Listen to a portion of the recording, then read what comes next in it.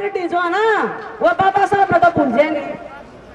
और उस रणबीर हुड्डा का गुणगान करेंगे भी संविधान तो रणबीर हुड्डा ने लिखा था। ये साजिश थी हमारे भगवान के खिलाफ। हमारे भगवान है बाबा साहब डॉक्टर बी आर अम्बेडकर, उनके खिलाफ यह मुख्यमंत्री की साजिश थी। और उस साजिश का पर्दाफाश करे आपकी बहन ने।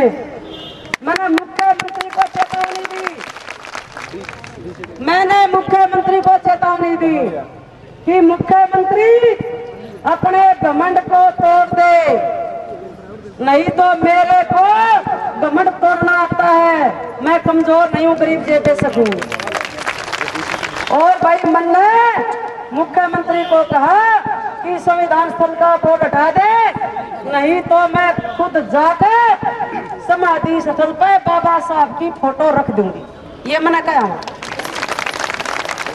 मुख्यमंत्री ने बात नहीं सुनी क्योंकि मैं गरीब हूं, मैं गरीबों की नेता हूं और वो राजा है। उसका घमंड हो गया एक काल की छोरी देख रही गरीब की है। ये गरीबा ने बेरा खेत में मुख्यमंत्री के परिवार वाले डैड है। ये हमारा तो कोई किसी भी होगा ना तो जीते गरीब इन बिरादरिया का, चाहे वाल्मीकि हो, चाहे धानक हो, चाहे चमार हो, कोई भी हो, इनके जो इन बिरादरिया के जो आदमी है ना सिपाही भी हमारे आज जिले में कहेंगे 1.5 का सूट मारनी पड़ रही है। ये माहौल हरियाणा का, ये मैं आपको बता रही हूँ। और इस मुख्यमंत्री ने नहीं सोचा काल की छोरी के बिगाड़ेगी। ये कमीन तो है तुमने, और उस कमीना ने उसका मुंह नीचा कर दिया। मन ने 4 अक्टूबर को बाबा साहब की फोटो लेकर रणबीर हुड्डा की जहां फोटो लगनी थी उड़ा बाबा साहब की फोटो लगा दी और धरने पर बैठ गई मां जाके। आगे भी सारे पुलिस वाले कान्ना तो ऊंचे डंडे ले रहे थे, बंदूक ले रहे थे, पिस्तौल ले रहे थे। और मेरे तो बोले कि इन गरीबों ने क्यों मरवाओ, मेरे से बोले। मैं बोली भाई अपने बाप ने पूछ लो क्यों मरवाओ, हमने क्यों पूछा है? हमारा बाप है मुख्यमंत्री, उससे पूछो वो गरीबा ने क्यों मारा है। जब गरीबा के भगवान का अपमान होगा तो गरीब तो मर के जिंदा है, जीने का केक है ये बता दो। और मैंने ये कहा भाई गरीब तो पैदा मरने के लिए होया है, गरीब का जीवन कड़ा है तो बता दो। गरीब तो मर रहा है, जिंदा है, जिंदा लाश है, जीवन नहीं है, खाने के लिए रोटी नहीं है, कुछ नहीं है, रहने के लिए मकान नहीं है, रोजगार नहीं है, कुछ भी नहीं है। और भी मैं वहां धरने पर बैठ गई। डीएसपी बोला तनवीर यादव था, मैं नाम भी बता दूं। अकड़ में आ गया, घना तगड़ा सा था, थोड़ी जवानी ज्यादा उसमें। ने बोला मैं गोली चलाऊंगा, मगर तना अपनी माँ का दूध पिया हो तो मारिया तेरी बुआ खड़ी खराब गए। मैंने ये बोली तना अपनी माँ का दूध पिया, अपनी बुआ का गोली मार, मैं दिखाऊं तेरे दिन में तारे, मैं तो जिंदा भी सही और मरगी जब भी सही लड़ूंगी गरीबों के लिए। मैंने ऐलान कर दिया। सारी पुलिस पीछे हट गई, डीसी आ गया, एसपी आ गया, मुख्यमंत्री के नुमाइंदे आ गए, जो नेता थे हाथ जोड़ के नहीं बोले बहन जी क्यों कर मानोगे, मगर मेरी शर्त पूरी कर दो। मने कोई अपने बड़का की नौकरी नहीं चाहिए, मने धन की जरूरत नहीं, मन्ने तो भाई जो हमारे मसीहा बाबा साहब उसका सम्मान चाहिए, उसकी इज्जत चाहिए। और भी उसकी इज्जत नहीं होगी तो हमारा तो जीवन बेकार है, हम तो मरना पसंद करेंगे। गोली मारो 1000 आदमी मरेंगे, कोई दिक्कत नहीं है। उनने फिर नीचा देखना पड़ा। और ये बात आगरा जनता के बीच में मुख्यमंत्री का नुमाइंदा है सुभाष बत्रा, पूर्व गृह मंत्री, और डीसी एसपी, मुख्यमंत्री से फोन पे बात हुई जनता के बीच में। अकेली नहीं करी मैंने बात, मैं कोई काम अकेली नहीं करती, जनता के बीच में करती हूँ, क्योंकि मैं चोर नहीं हूँ, झूठी नहीं हूँ, बेईमान नहीं हूँ। चोर लुटेरे के लिए जाकर बात करते हैं, मैं जनता के बीच में करती हूँ। और मैंने जनता के बीच में उन लोगों ने कहा कि बहन जी हम संविधान स्थल का बोर्ड भी हटाएंगे और बाबा साहब के नाम से रोहतक में जमीन देंगे, पार्क बनाएंगे और बाबा साहब का फोटो लगाएंगे। ये घोषणा वहां हुई और यहाँ मेरे नेता खड़े हैं, उन्हें बता दिए सबके बीच में हुई। भाई हमने बाबा साहब की मूर्ति हटा ली, अपना आंदोलन वापिस ले लिया, अपने घर में आ गए। लेकिन मुख्यमंत्री तो मक्कार है, मक्कारी करके धोखा देकर नहीं बोला कति नहीं हटाऊ नाट गया। मैं भी फिर दुआ ना दूंगी उनकी, मैं भी पीछे नहीं हटी। मैंने 30 नवंबर को यहाँ कुरुक्षेत्र में थीम पार्क में बुला लिए सारे हरियाणा के लोग जो मेरे साथ हैं। भाई सारे इकट्ठे हो जाओ, ईद तो लड़ाई लड़नी पड़ेगी सरकार की। जो मुख्यमंत्री तो वादा खिलाफी कर गया, धोखा देगा। भाई 30 नवंबर को सारी गरीब जनता थीम पार्क में इकट्ठी होगी और मुख्यमंत्री का दस्त लग गए। और मैंने कह दिया कि अगर आपने संविधान सदन का बोर्ड नहीं हटाया, जमीन नहीं दी, पार्क नहीं बनाई, मूर्ति नहीं लगाई, तो मैं रोहतक में 26 जनवरी नहीं मनाने दूंगी। मैंने घोषणा कर दी। और घोषणा क्यों करी? आपने बेरा है 26 जनवरी क्यों मनाई जा है? क्योंकि 26 जनवरी 1950 को हमारे देश का संविधान लागू हुआ था और वो संविधान बाबा साहब डॉक्टर भीमराव अंबेडकर ने लिखा था। ठीक है, मैंने ये कहा जो मुख्यमंत्री श्रेयम हमारे भगवान का अपमान करता हो, आते गुंडे, ये मैं पुलिस नहीं कहूंगी पानीपत पुलिस को, वो पानीपत पुलिस नहीं थी, वो मुख्यमंत्री के गुंडे थे, गुंडे। उन्होंने आकर हमारी गाड़ी घेर ली और मेरे से बोले क्या किधर मचा रखा है। मैं बोली भाई किधर तो तुम मचा रहे हो, मैं बस शांतिपूर्वक अपने घर जा रही हूँ। बोले अच्छा रोड जाम करोगे, मेरे से बोले। मैं बोली भाई रोड जाम तो तेरे पापा ने कर रखा हो हिसार में, 11 दिन हो गए मृत्यु कांड को लेकर, 11 दिन तमगावत तेरे जमाई बैठे उड़े रोड टॉप करे, जिन्हें रेलवे ट्रैक भी जाम कर लिया। तू रच जाता ना भाई, तेरा गर्म खून है तू, वो रोड खुलवा दे, तेरा हिम्मत हो तो। हम तो अगर जाम भी नहीं कर रहे, कुछ उठल जाम लगा हुआ है। और भाई उसने कुछ नहीं देखा, मारी होते और आदमी डंडे मारने शुरू कर दिए। गाय कान भी नहीं थे, तसल्ली हमने भी बिठा दी। ठीक है ना भाई, पहले तो हम किसी का बदतमीजी करा को ना, चाहे कोई गरीब आदमी हो, चाहे कोई अफसर हो, चाहे छोटा हो, चाहे बड़ा हो, हम करें सबकी इज्जत। और भी जो हमारी बहन बेटियों की इज्जत पर हाथ डालेगा भाई, उसने तो हमसे जान कर भी मरना क्यों ना पड़ो, जेल काट जाएंगे, लेकिन इज्जत हाथ नहीं डालने देंगे। ये हमारा फैसला था, क्योंकि हमारी बहन बेटियों की इज्जत इतनी सस्ती नहीं है कि कोई भी सरकारी गुंडा अगर मुख्यमंत्री के इशारे पे और इज्जत बात डाल जाए तो मैं चुप नहीं बैठूंगी। और हमने करा था पानीपत में यो काम, और क्या करा बदले में मेरे ऊपर 26 धारा लगा दी, जैसे उग्रवादी हूं मैं। और ये टकराया था ना जितने भी, इन पर कोई धारा नहीं, 11 दिन से बैठे रहे, किसी पर कोई धारा नहीं, कोई गिरफ्तार नहीं, कोई लाठीचार्ज नहीं। क्यों लगाई? अभी आप गरीब है, गरीबों की नेता है, गरीबों का हौसला टूट जाएगा। और जब इनकी नेता है जेल में चली गई तो हम क्या करेंगे? लेकिन इनका वहां भी सिर नीचा हो गया, मैं जेल में चली गई और गरीब जनता हजारों की संख्या में रोड पाएगी और इनका मुंह नीचा कर दिया। हो गए सीधे मुकदमे है, कोई बात नहीं। 8 दिन में जेल में रह आई आप लोगों के लिए, गरीबों की लड़ाई के लिए 8 दिन में जेल में रह आई हूँ। और एक बता दूं, हरियाणा के मुख्यमंत्री को सुन ले पिछले कान खोल कर, सारी जिंदगी जेल में डाल दिए, फिर भी गरीबों का आंदोलन नहीं रुकेगा।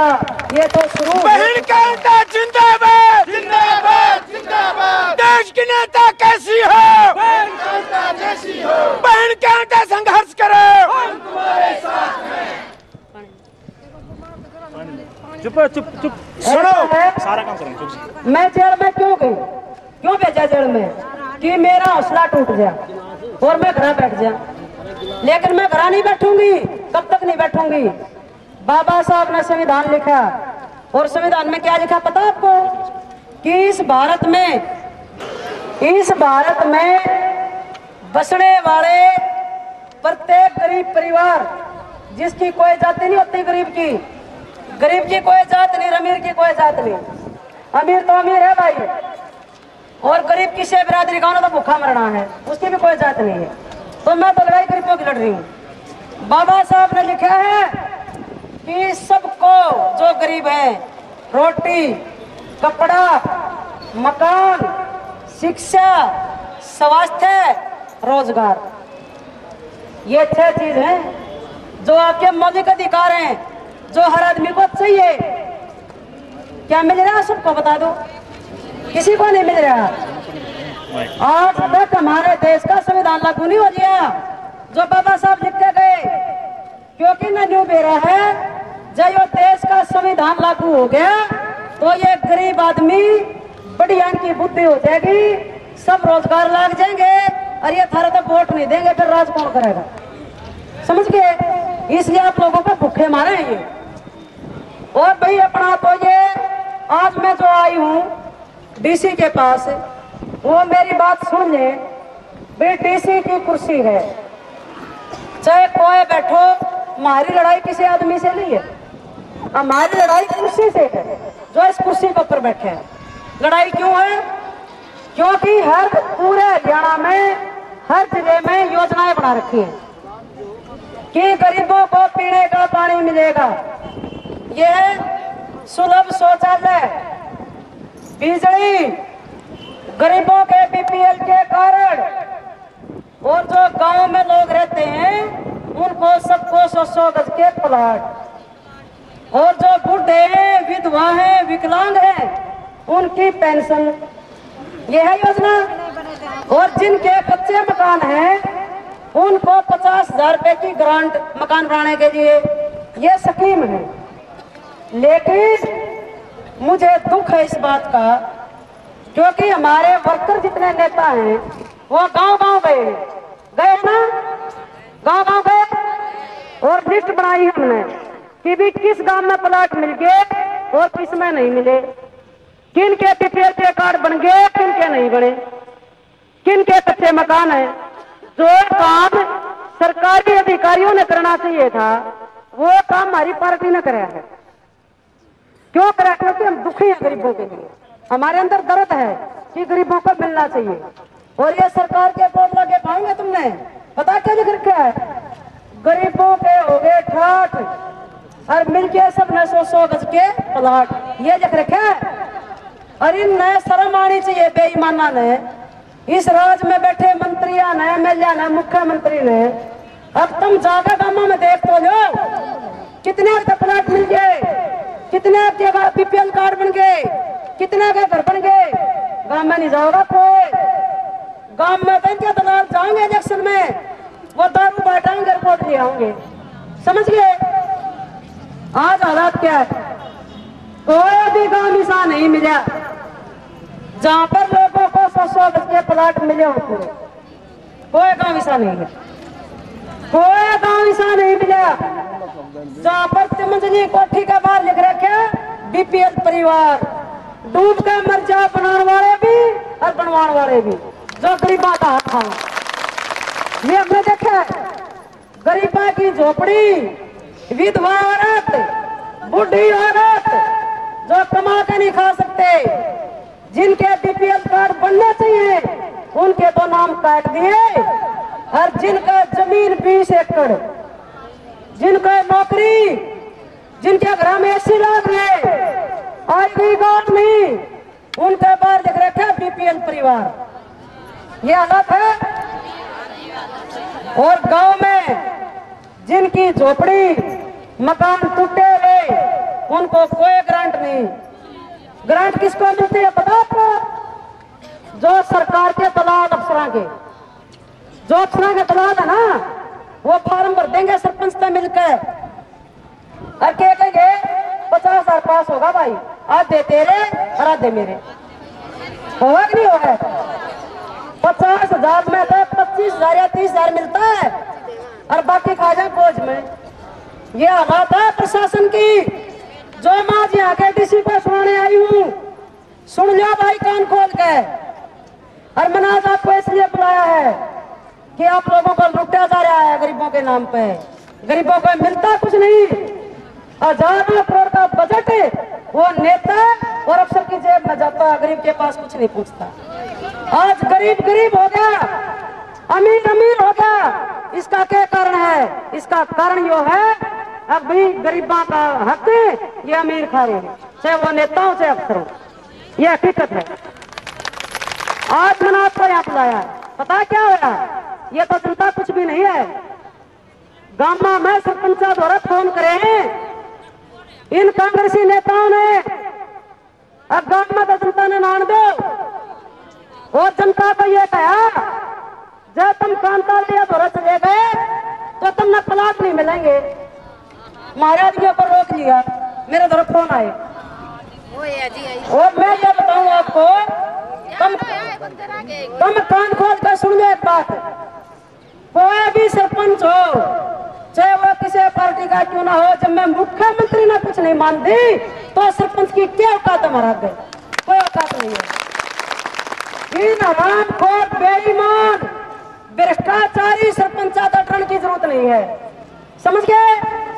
और जो भी सरपंच थारी के लिए बदमाशी करे, तुमने गाली गलौज करे, तुमने कुछ करे और ये का प्लाट नहीं दूंगा, उसकी शिकायत मेरे द्वारा लेकर आइयो और मैं उसकी खाट खड़ी करे बिना नहीं रहूंगी। और ये सरपंच भी कान खोल कर सुन लियो भाई, कोई का सुनता हो, जिस सरपंच ने भी दादागिरी करी, आज मैं थारे दादाओं के खिलाफ गरीबों के लिए खड़ी हो चुकी हूँ। मैं गरीबों को कुछ नहीं होने दूंगी, चाहे मैंने अपनी जान भी क्यों ना देनी पड़े, आखिरी सांस तक मैं गुंडों के खिलाफ लड़ती रहूंगी। मेरे को जान की परवाह नहीं है, आपको डरना नहीं है। और आप ये ना सोचो तुम थोड़े आए हो, इन पार्टियां में तो इतने लोग पे नहीं आते जुलूसा में, समझ गए? और पैदल नहीं चलने, हमारे आदमी तो मजबूत हैं और ईमानदार हैं। थीम पार्क में तो चाल करा देते आगे सर, सारे के चेहरे खिले हुए हैं, कोई भी दुखी हो तो बता दो, बता दो। और ये कांग्रेसी चाहे एमएलए हो चाहे मंत्री, अरे जिंदल, मैं चेतावनी दूं, तुम मेरे बराबर पैदल चाल कर दिखा दो, मैं मान जाएंगे इतने दिखा दो, चाल से मेरा जितनी मेहनत करके दिखा दो, मेरा बराबर काम करके दिखा दो। थारे द्वारा तो राम का धन है, एक के बाद में बड्डे होता मेरे थे, थारे द्वारा राम का धन है, इसमें तो तुम बड्डे और जीत रहे हो क्योंकि तुम रमी हो। मेरा द्वारा राम का धन कौन है? मेरा द्वारा तो धन है एक, वो मेरी मेहनत, सच्चाई और ईमानदारी। और भाई यो धन मेरे द्वारा इतना है, अब इस धन का हरा भ्रष्टाचारी मुख्यमंत्री भी फेल हो, समझ गए? उस मुख्यमंत्री द्वारा धन तो है लेकिन उसके द्वारा इज्जत नहीं है। और जिस दिन मैं हरियाणा में खड़ी होकर निकलूंगी ना, सारे हरियाणा के एक हो जाओ इकट्ठे और न्यूनतम मुख्यमंत्री कह के देख लियो, ईमानदारी पे उसकी भीड़ देख लियो, मेरी देख लियो। उसकी भीड़ तो है सरपंच, जिला परिषद के मेंबर, डीसी, एसपी पैसा दे देकर, और मैं किसी ने समझने नहीं दूर पानी नहीं पाऊं और मेरी भीड़ घनी हो गया, देख लियो तो तो बहन कांटा जिंदाबाद, जिंदाबाद, जिंदाबाद। बहन कांटा संघर्ष करो, हम तुम्हारे साथ हैं। देश की नेता कैसी हो, बहन कांटा जैसी हो। देश की नेता कैसी हो, बहन कांटा जैसी हो। और भाई ये मुख्यमंत्री, ये एमएलए, ये मंत्री जितने भी हैं, एमपी, इनका क्या रिश्ता आधारित है? वोट का। इलेक्शन होगा वो रिश्ता है, और मेरा कौन सा रिश्ता है? और यहाँ में जितने भी गरीब लोग हैं तो कितना मजबूत हो जाएगा यो मुख्यमंत्री। और ये जिंदल से तो भाजे बिना जाए लुट जाएंगे, समझ गए ना? ये लुट जाएंगे। और मैं प्रशासन को भी कहना आई हूँ, हमने पुलिस की भी जरूरत पड़ा था जुलूस को संभालने के लिए। हमारे आदमी ईमानदार हैं और अनुशासन में रहने वाले हैं। पुलिस तो उनको संभाल कर तो गुंडागर्दी करें, वह किसी के पीढ़ी के बंडल लूट लिए, ये है गुंडे कांग्रेस के। हमारी पार्टी में लूटने वाले नहीं है, हमारी पार्टी में सेवा करने वाले हैं, इसलिए हमें सुरक्षा की जरूरत नहीं है। हमारे आदमी तो अनुशासन में रहते हैं, समझिए ना? हमारी पार्टी ईमानदार की पार्टी है। तो मैं प्रशासन को ये कहने आई हूँ, डीसी साहब को, भाई मेरी आपसे जनता की तरफ से, इस गरीब जनता की तरफ से हाथ जोड़कर प्रार्थना है कि जो भी योजना सरकारी है ना तो अपने अपने घर से देनी, आता ये समझे यहाँ। मैं 30 साल से समझे यहाँ तक आई हूँ, मैं क्या कर रहा और मैं आज शांतिपूर्वक आई हूँ। आप बता दो किसी ने कोई झगड़ा दंगा करे हो, नहीं करेगा।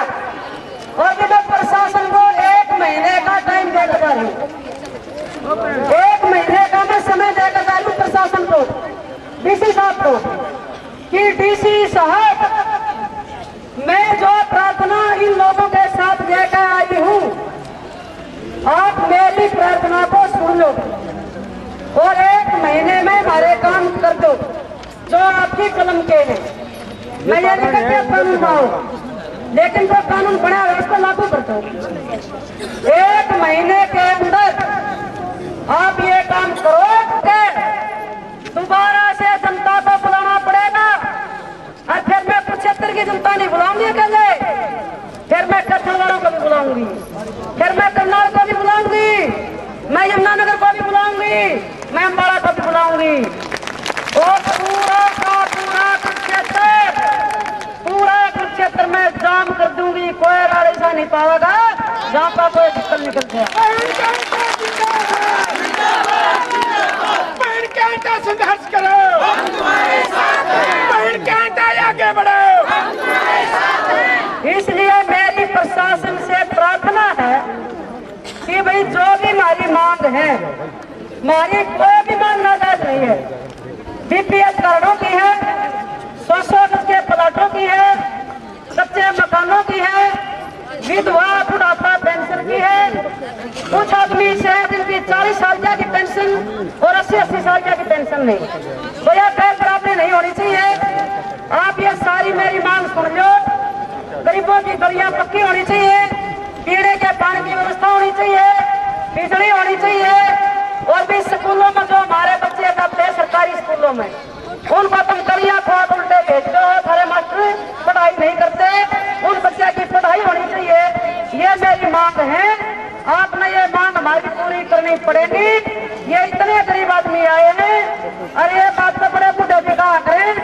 अभी गरीब जो आदमी है वो जिस दिन रोड के ऊपर आ जाएगा तो वो आदमी अपने हाथ लेकर जब घर में बढ़ेगा, नहीं वो घर में नहीं बढ़ेगा। हकीकत है ना ये। और ये भी कहा है कि जो गरीब की बददुआ ले जाएगा, चाहे वो कोई नेता हो चाहे अधिकारी हो, जो गरीब की बदगानी मिलेगी, जो गरीब की बददुआ लेगा। मैं अपने लिए कुछ मांगने नहीं आई हूँ, मैंने नौकरी नहीं चाहिए, मेरे को कुछ नहीं चाहिए। मेरा तो एक ही काम है कि जिला कुरुक्षेत्र में, चाहे वो शहर हो चाहे गांव हो, कोई कॉलोनी हो, सबको सारी सुविधा मिलनी चाहिए। जो आपके कब्जों में है वो जमीन पर होनी चाहिए, नहीं तो मैं चैन का ना तो आप बैठूंगी और ना प्रशासन में बैठने दूंगी। ये मेरा चैलेंज है। और जितने भी भाई बहन मेरे यहाँ आए हैं, कोई भी भाई अलग अलग दरखास्त मैंने बिल्कुल ना दी हो, समझ के कोई भी अलग अलग ना दी हो। हमने चाहे तो हमारा दौरा आया चाहे ना आया, सारे मामा की सारे सेना की सारी दरखास्त हमने दे दी। हमारे पास सारा रिपोर्ट है, तो रखे ये देख लो, ये रिपोर्ट सारा सारा है, सबका है यहाँ पर। ये रिपोर्ट सबका है, जो मेरा नहीं होगा। ठीक है, 1 महीने में प्रशासन जितना करेगा करने दो, अगर नहीं करेगा तो ना तुम मरे ना मरी, फिर आ जाएंगे। समझ गए ना। कोई भी नौकरी हो, मेरा कार्ड नहीं बनाया, मेरा प्लाट नहीं मिला, आप कुछ नहीं होगा। सबका रिपोर्ट देने ला रही हूँ। और मैं प्रार्थना करूंगी यहाँ के प्रशासन से, डीसी साहब से, डीसी साहब आए और जनता के बीच में आए और कम से कम जनता को आश्वासन दे कि मैं ईमानदारी से आपके काम करूंगा। जो काम नहीं हुए हैं, जो योजना लागू नहीं हुई है, वो योजना में लागू करूंगा। वो जनता के बीच में आकर वो जनता के दिए हुए कागज जो वो दे और अब इनका काम शुरू करें। सारी महिलाएं बैठ जाए, पैर उठा के नहीं, सारी महिलाएं बैठ जाए, पैर उठा के बीच में, जब तक डीसी साहब आए जब तक बैठे रहो। और जितनी बार भी आ जाए तो खड़े किसी ने नहीं होना है, खड़े हो जाओ तो अपना अपनी बात दिया गया, समझो। सारे के सारे बैठे लोग, मैं नहीं खड़ी हूँ, जब तक डीसी साहब बाहर नहीं आएंगे हम यहाँ से नहीं जाएंगे। बाहर आवे, हमारी बात सुने, जनता को आश्वासन दे और हम अपने घरों को जाएं। जितने लोग पहुंचे हैं बड़ी सारे के सारे अपने घरों में जैसे भी आए थे वैसे यहाँ से वापस कर देना कि भी हम सुरक्षित पहुंच गए। जो भी कई बूढ़े बाटे बेचारे पिछड़ जाए हैं उन भाई साथ लेकर जाइए। कोई भाई दुखी ना हो, कोई मन गाड़ी ना जाए, कितना ध्यान रखिए। सब अपने साथ लेकर जाइए जो लेकर आए। कोई भटका नहीं कि जब किराया हो ना हो और फिर भी तो रह जाता भाई मार तो फोन कर लियो, हमने बता दिए, हम करा भिजवा देंगे। ठीक है, और आराम से बैठे रहो। डीसी साहब बाहर आएंगे, जब तक हम नारेबाजी करेंगे जब तक नहीं आएंगे, और बाहर आएंगे हम ज्ञापन दे देंगे। और ये ज्ञापन जो है मैंने महामहिम राज्यपाल के नाम लिखा है। जो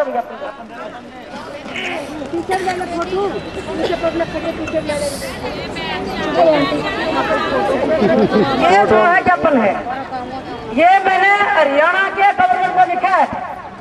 इसमें मैंने सारी समस्या लिख दी। ठीक है, इसमें मैंने एक समस्या और भी लिखी है कि 25 तारीख को जो हमारे नेताओं के ऊपर कैथल और पानीपत में झूठे मुकदमे दर्ज करे गए, हरियाणा सरकार हमारे वो केस वापस ले अगर हमारे लेने पड़े। आपको पता है कैथल में आज भी हमारी औरतें और आदमी जेल में पड़े और इस बेईमान सरकार और प्रशासन ने उनके ऊपर 307 का मुकदमा बनाया है। झूठे मुकदमे, अगले आदमी गरीब टूट जाए, लेकिन जो जेल में पड़े हैं उनने ये कह दिया बहन जी हम 1 साल तक जेल में रहने तैयार हैं, हम सारी उम्र जेल में रहने तैयार हैं, लेकिन आप चुप ना बैठियो, इन हराम खोरों ने कुर्सी का पैर काटियो। और हम सारे जेल में जाने तैयार हैं, सारे लड़ा की औरतें जेल में जाने तैयार हैं। कोई भेज कर देखो न मजा आ जाएगा, हमारे केस वापस लिए जाएं। ये मैंने गवर्नर को लिखा है, जिसमें आपकी शिकायतें 100 के प्लाट, बुढ़ापा विधवा पेंशन और गरीबों के साथ जुल्म अत्याचार होते हैं। मिर्चपुर में तो जिंदा लोगों को चढ़ाया, आप उन लोगों को गांव से निकाल दिया, बेघर कर दिया, दोबारा फिर धमकी दे दी दोबारा आप लगा देंगे। ये मैंने सारे मुद्दे इसमें डाले बीपीएल का भी। और ये मैं यहाँ के डीसी साहब के माध्यम से मैं यहाँ के गवर्नर को भेज रही हूँ। ठीक है, कि भी ये ऐसी भ्रष्टाचारी सरकार है, ये सिर्फ रुपया कमान पर लाद रहे हैं, प्रॉपर्टी डीलिंग करते हैं। इनके देश में सोनिया गांधी भी घोटाले कर रही है, मनमोहन सिंह भी घोटाले कर रहा है, यहाँ का मुख्यमंत्री भी घोटाले कर रहा है, यहाँ के मंत्री भी घोटाले कर रहे। ये दिन रात न्यूज देखे हैं, कौन सी जमीन महंगी पड़ी उसने कब्जा कर लोगे। तो यह सरकार गरीबों की यकीन नहीं है, इसलिए सरकार को जितना जल्दी हो सके इसको चलता कर दिया जाए, इसको बर्खास्त किया जाए और हरियाणा में राष्ट्रपति शासन लागू हो जिससे गरीबों के हक मिल सके। ये मैंने इसमें लिखा है। ठीक है, सब भाई बैठे रहो, हमारा भजन है पार्टी का, ये भजन गाएगा जब तक डीसी साहब बाहर आओगे मैं यहीं खड़ी। धन्यवाद। तब तक पहुंचेंगे। जो भी भाई मेरे साथ चलना चाहे वो मेरे से संपर्क कर लें। 12 अप्रैल को कल का पहुंचना 9 बजे सुबह, ये मेरी घोषणा थी। जो भी भाई बहन जाना चाहे मेरे से संपर्क करें। धन्यवाद। जितने भी पीछे खड़े हमारे साथ जो लोग हैं सब बैठ जाओ आराम से। मैं भी सबसे प्रार्थना की सब बैठ जाओ।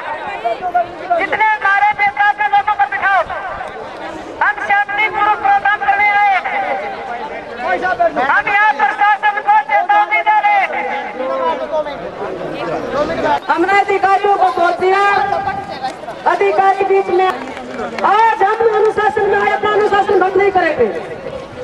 आज हम चेतावनी देने आए प्रशासन को, अगर नाक बंद करके हमारी बात को नकारा तो जैसे अब तक मैं मुख्यमंत्री को झुका दिया मैं आपका भी वही झुकाऊंगी। फिर ये देख लेना और आपकी हिम्मत नहीं बात ना हो।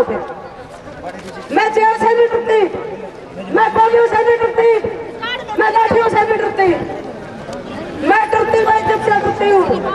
अगर आप इज्जत नहीं समझेंगे, इज्जत नहीं करेंगे तो हम कुछ भी करेंगे आप रोक नहीं सकोगे। ये मैं आपको चेतावनी देती हूँ। हमारे गुरु गाएंगे। आप इनकी शांति का सबर ना तोड़ो, ये आपको बहुत महंगा पड़ जाएगा। और फिर पूछ पाता घूमोगे सारे के सारे, ये क्या हो गया? हमारा कसूर नहीं होगा, फिर कसूर आप हो गए। यहाँ का डीसी पर गवर्नर नहीं है, गवर्नर भी जनता से मिलता है। ज्यादा प्रधानमंत्री को कोशिश ना करे यहाँ का डीसी। 1 महीने बाद में दिखाऊंगी डीसी क्या होता है, जनता क्या होती है। आप सब लोग तैयार होना, पूरे लड़ा पे काम करूंगी मैं यहाँ कुरुक्षेत्र को। पता चलेगा फिर यहाँ का डीसी को कि जनता की इज्जत कैसे खराब की जाती है। ये गरीब जनता है, आपको माफ नहीं करेगी कभी भी। गरीब जनता की दुआएं आपको खत्म कर देंगे, मैं कह रहा हूँ आज आपको। डीसी का इसमें ज्यादा चौड़ा मत हो कि मैं डीसी हूँ। मैंने डीसी को रोते हैं देखा एयरपोर्ट के ऊपर, और वो काम हम करके दिखा देंगे। आपको 1 महीने बाद हमने लिख कर दिया है कि हम आएंगे। क्यों बात हो आप यहाँ से? ज्ञापन लेने क्यों नहीं आ रहा जनता का? प्रशासन जल्दी से जल्दी हमारा ज्ञापन ले, नहीं तो मैं कोई भी फैसला आज जाने से नहीं चुकूंगी। ये देख देना, फिर इसकी जिम्मेवारी यहाँ पे होगी, आपके प्रशासन की होगी, मेरी नहीं होगी। नारे संघर्ष करो। महोदया डीसी यहाँ ना पहुँचा तो हम उसकी यहाँ अर्थी जलाएंगे।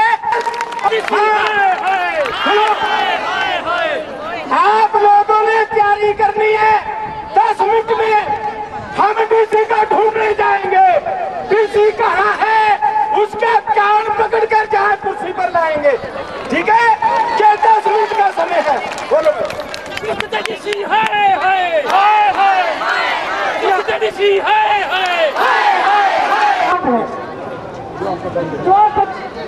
जो हम समस्या दे रहे हैं एसडीएम साहब लेने के लिए आए। एसडीएम कुरुक्षेत्र जो है वो ज्ञापन लेने आए, हम इनको दे रहे, कोई बात नहीं। 1 महीने के बाद मैं डीसी साहब को चैलेंज करकर जा रही हूँ, अगर अपने आप को डीसी समझते हो तो 1 महीने में काम कर दियो, नहीं तो मेरी चेतावनी है ये। 1 महीने के बाद मैं डीसी ऑफिस नहीं आऊंगी। जितना भी आपका महकमा ना वो सारा मेरे पास चलता होगा। मैं जो काम करूंगा ना आपने सपने में नहीं सोचा होगा। क्योंकि ये जितने अफसर हैं ये मुख्यमंत्री के दलाल हैं, अफसर नहीं है।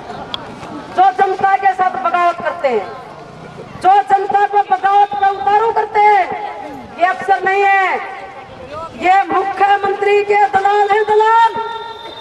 और उन दलालों को मैं चेतावनी दे रही हूँ कि जिस कुर्सी पर आपको यहाँ बिठाया गया है वो जनता की कुर्सी है। मुख्यमंत्री तो आने जाने वाली चीज है, कभी कोई मुख्यमंत्री कभी कोई मुख्यमंत्री।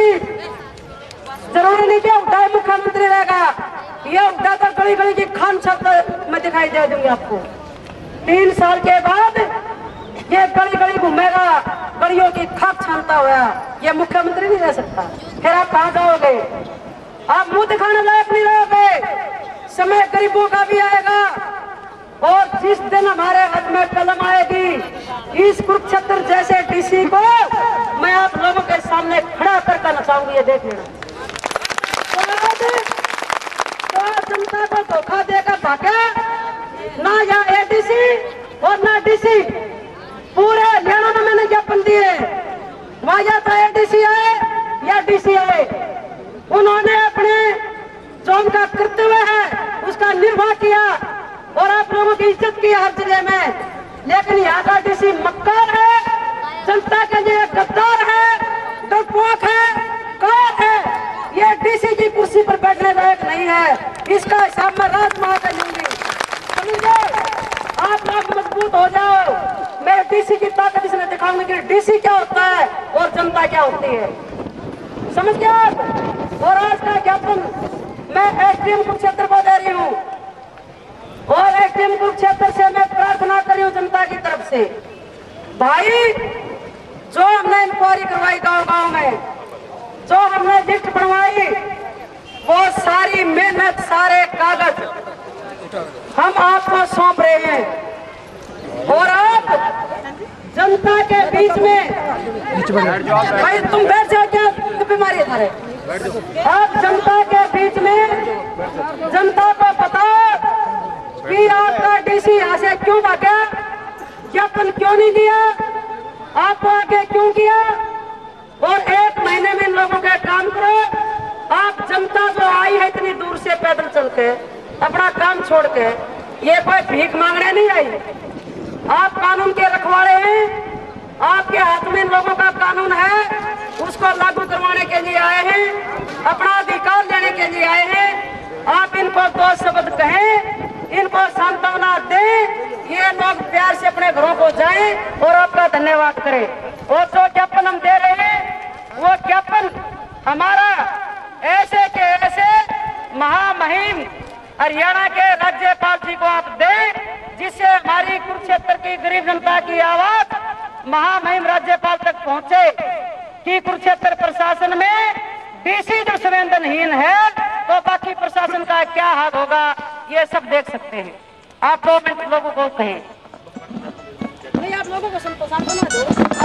नहीं, आपने जो मुझे ज्ञापन दे रहे हो आप, ये मैं डी साहब की मार्फत वहाँ ऊपर पहुँचवा देंगे। कोई बात नहीं, ऐसा जो आप दे रहे हो कागज, हम इसके ऊपर जो भी कार्रवाई बनेगी आवश्यक कार्रवाई करेंगे इसके ऊपर।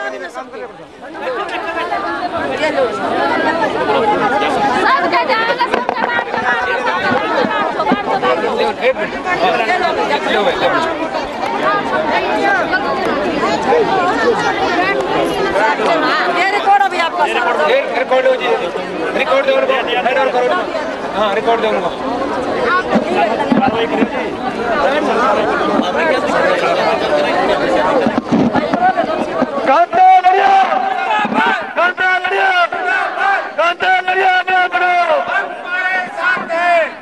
ऐसा है भाई, आपके कागज हमने दे दिए, एसडीएम साहब आए थे, इनके हाथ में भी बहुत ताकत है।